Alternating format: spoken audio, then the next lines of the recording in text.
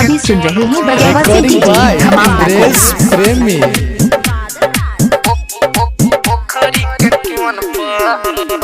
मिसा कल मारली तोरा फोन पर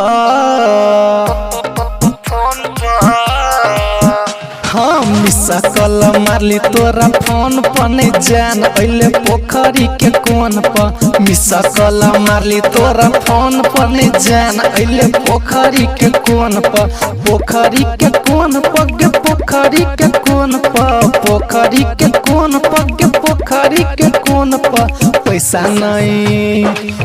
नहीं रहे के लिए लोन पर नहीं जान अइले पोखरी के कोन पर मिसा कल मारली तोरा फोन पर नहीं जान अइले पोखरी के कोन पर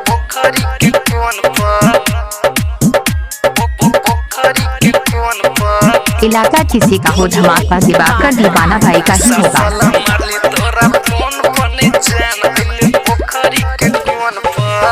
के तू आदा अइबो न केलही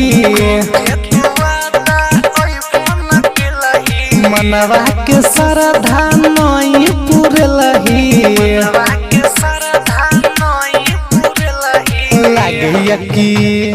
लागैया कि व्यस्त रहे टोन पन जान अइले पोखरी के कोन पर मिसा कल मारली तोरा फोन पन जान अइले पोखरी के कोन पर मिसा कल मारली तोरा फोन पन जान अइले पोखरी के कोन पर मिसा कल मारली तोरा फोन पन जान अइले पोखरी के कोन पर पोखरी के कोन पर गे पोखरी के कोन पर पोखरी के कोन पर गे पोखरी के कोन पर